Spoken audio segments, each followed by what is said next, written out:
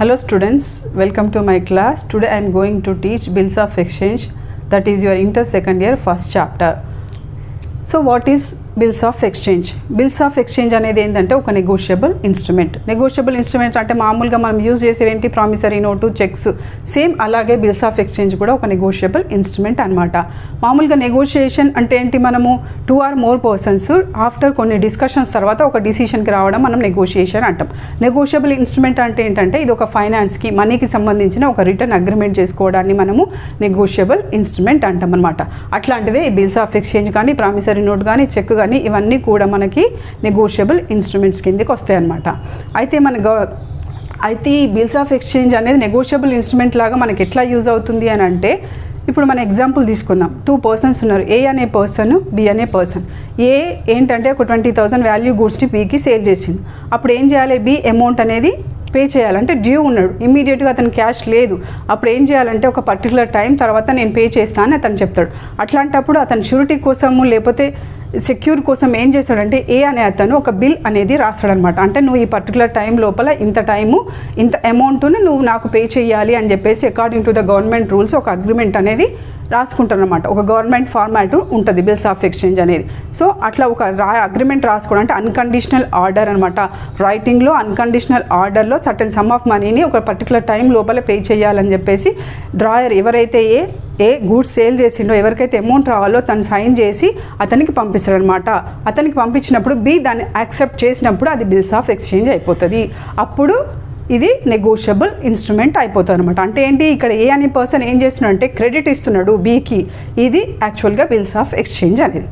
అయితే according to section 5 negotiable instrument act 1881లో ఏం డిఫైన్ చేసిందంటే, it must be in writing, it is an instrument, it must be in writing an unconditional order which is signed by the drawer to pay certain sum of money to after some particular time to certain person or a bearer of the instrument. అంటే ఎవరి దగ్గర ఆ instrument bills of exchange ఉందో ఆ పర్సన్కి ఈ amount particular టైంలో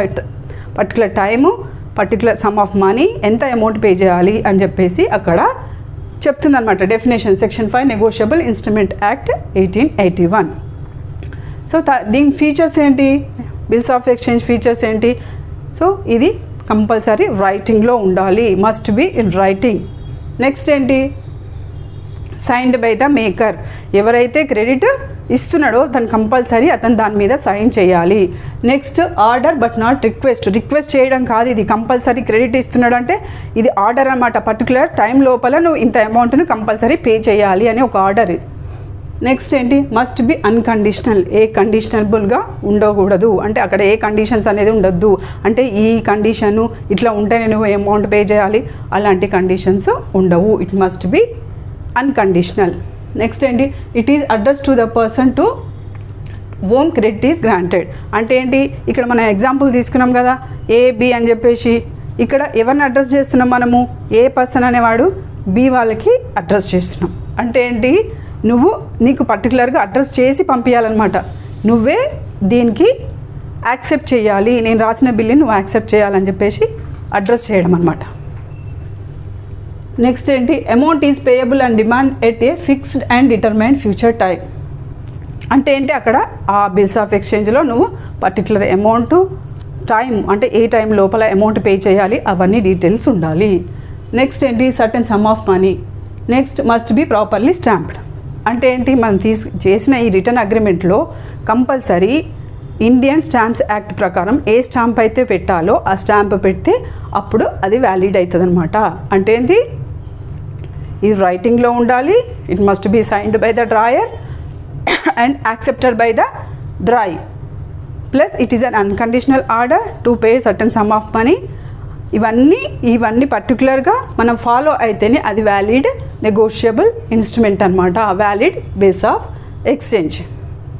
next ఏంటి, దీనివల్ల అడ్వాంటేజెస్ ఏంటి మనకి బిల్స్ ఆఫ్ ఎక్స్చేంజ్ తోటి అంటే, ఫస్ట్ ఇది అక్నాలెడ్జ్మెంట్.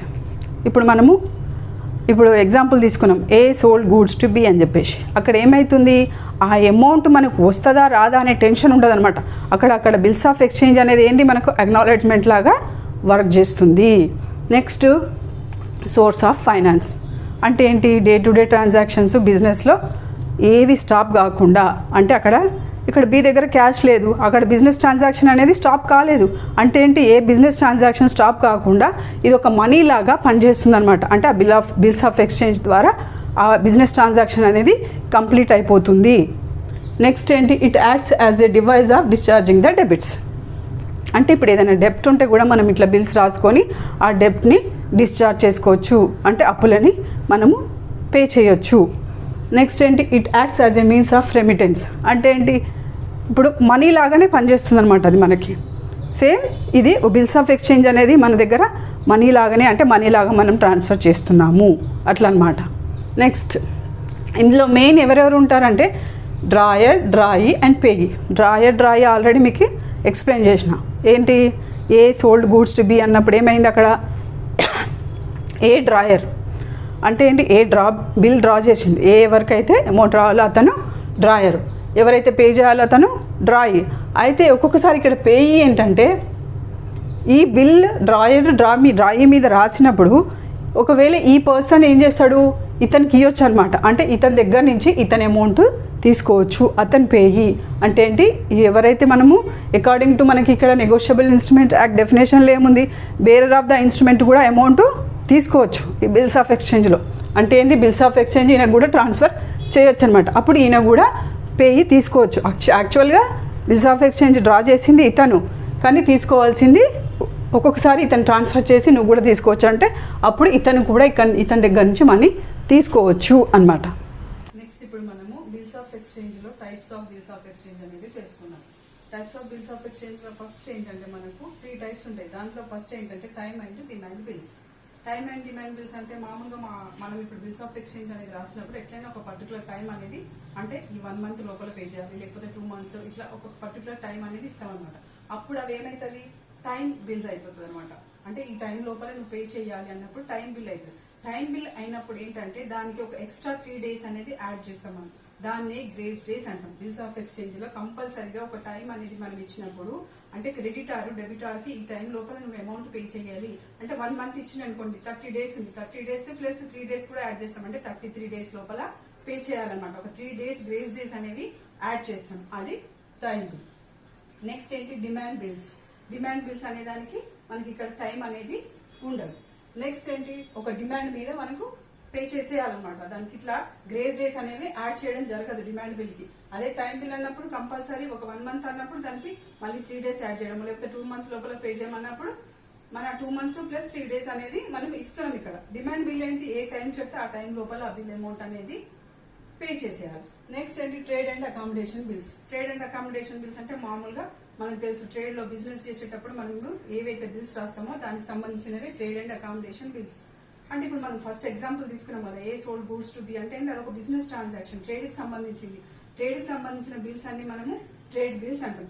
అకామిడేషన్ బిల్స్ అంటే ఏంటంటే ఒక పర్సన్, సపోజ్ 2 persons ఉన్నారు, ఒక పర్సన్ మనీ అవసరం ఉంది అంటే ఆ పర్సన్ బిల్ రాసి మనము డ్రా చేసుకోవచ్చు అనమాట అమౌంట్. అంటే పర్టికులర్ పర్సన్, ఇప్పుడు 2 persons కి మనీ అవసరం ఉంది అంటే నా మీద నువ్వు బిల్ రాయడము, నీ మీద నేను బిల్ రాయడం ద్వారా కూడా మనము ఈ ట్రాన్సాక్షన్ అనేది చేసుకోవచ్చు అనమాట. బిల్స్ ద్వారా కూడా మనము ఇప్పుడు బిల్స్ ఆఫ్ ఎక్స్చేంజ్ అనేది ఏంది, మనకు ఇన్స్టెడ్ ఆఫ్ మనీగా మనకి వర్క్ చేస్తుంది. కాబట్టి ఇప్పుడు మన ఇద్దరికి మనీ అవసరం ఉన్నప్పుడు ఏం చేస్తామంటే, నేను నీ మీద బిల్ రాయడము, అంటే ఏకి బికి ఇద్దరికి మనీ అవసరం ఉంది, అక్కడ ట్రేడ్ ట్రాన్సాక్షన్ ఏం లేదు, కానీ మనీ అవసరం ఉన్నప్పుడు ఏం చేస్తాము, ఏ బి మీద రాయొచ్చు, బి ఏ మీద బిల్ రాసి అక్కడ వాళ్ళది క్యాష్ నీడ్స్ అనేది తీర్చుకోవచ్చు అనమాట. అట్లాంటి దాన్ని మనం ఏమంటాం, అకామిడేషన్ బిల్స్ అంటాం. Trade and accommodation bills. In land and foreign bills. In land and foreign bills అంటే, ఇన్ ల్యాండ్ అంటే ఏంటి, బిల్స్ ఇక్కడ డ్రా చేసి లేకపోతే వేరే ఫారెన్ లో పే చేసినా గానీ, ఫారెన్ లో డ్రా చేసి ఇక్కడ పే చేసినా గానీ అట్లాంటి బిల్స్ మనం ఏమంటాము, ఇన్ ల్యాండ్. అంటే దాంట్లో డ్రా చేయడం కానీ పే చేయడం కానీ ఏదైనా ఒక యాక్టివిటీ మన కంట్రీలో జరిగితే దాన్ని ఏమంటాం, ఇన్ ల్యాండ్ బిల్ అంటాం. ఫారెన్ బిల్ అంటే ఏంటి, 2 బయటనే అనమాట. బిల్ డ్రా చేయడం కానీ యాక్సెప్టెన్స్ చేయడం కానీ అన్ని పేమెంట్స్ కానీ బయట జరిగితే దాన్ని మనము ఫారెన్ బిల్స్ అంటాం. ఇది అనమాట 3 types ఆఫ్ బిల్స్. నెక్స్ట్ ఏంటంటే, మనము ఆల్రెడీ నెగోషియబుల్ ఇన్స్ట్రుమెంట్స్ లో ఎగ్జాంపుల్స్ తీసుకున్నాం, ప్రామిసరీ నోట్, చెక్. అంటే ఈ 3 మామూలుగా డిఫరెన్స్ ఏంటి అనేది మనం కొన్ని పాయింట్స్ ఉన్నాయి, అవి చూద్దాం. అదేంటి, బిల్స్ ఆఫ్ ఎక్స్చేంజ్ కి ఇంకొకటి ప్రామిసరీ నోట్. ప్రామిసరీ నోట్ కి డిఫరెన్స్ ఏందో చూద్దాం. బిల్స్ ఆఫ్ ఎక్స్చేంజ్ ఏంటంటే డ్రాయర్, డ్రాయి, పేయి అని 3 ఉంటాయి. నెక్స్ట్ ఏంటి, మేకర్ అండ్ పేయి. అంటే ఇక్కడ మనము ఏదైతే రాస్తామో ప్రామిసరీ నోటు అది మనం ఒకరి మీదకి ట్రాన్స్ఫర్ చేయడానికి వీలు లేదు. అదే బిల్స్ ఆఫ్ ఎక్స్చేంజ్ అయితే ఏం చేస్తున్నాము, వేరే వాళ్ళు ఎవరైనా bearer of the person, bearer of the bills of exchange కూడా అమౌంట్ తీసుకోవచ్చు. కానీ ఇక్కడ మాత్రం అట్లా తీసుకోవడానికి లేదు. ఇద్దరే పర్సన్స్ ఉంటారు. ప్రామిసరీ నోట్ ఎవరైతే తయారు చేస్తారో వాళ్ళు తీసుకునేవాళ్ళు. నెక్స్ట్ ఏంటి, ఇది అన్కండిషనల్ ఆర్డర్. ఇది కూడా అన్కండిషనల్ ప్రామిస్ అన్నమాట. అంటే there is no condition for payment. Next it requires acceptance. ఇక్కడ ఏంటి, మనకు బిల్స్ రాసినప్పుడు, బిల్స్ డ్రాయర్ చేసినప్పుడు డ్రాయి యాక్సెప్టెన్స్ అనేది కంపల్సరీ కావాలి.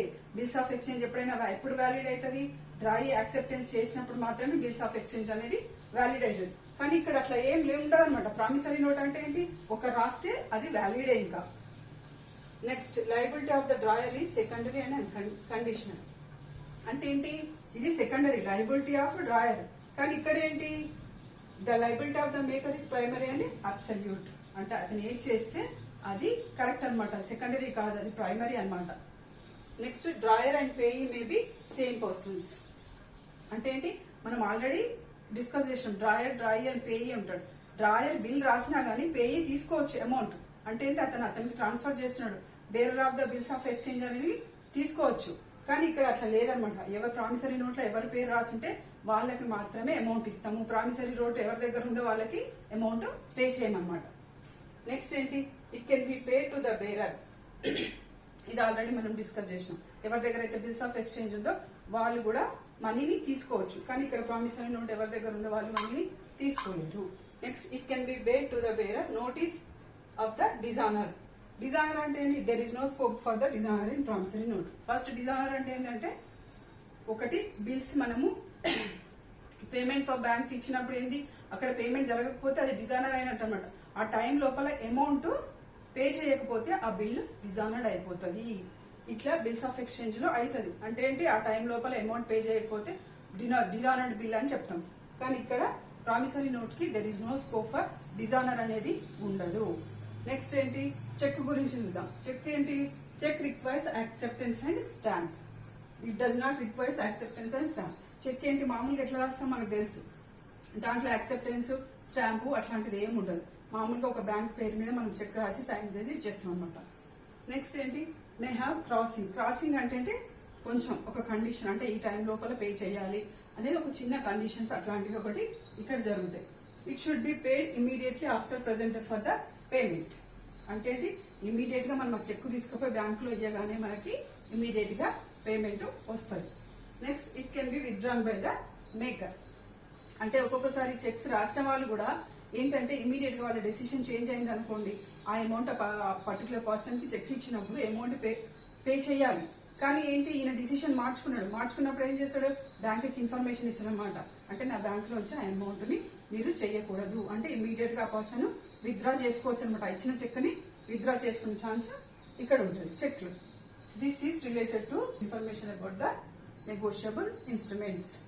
Next we will discuss practical problems of bills of exchange.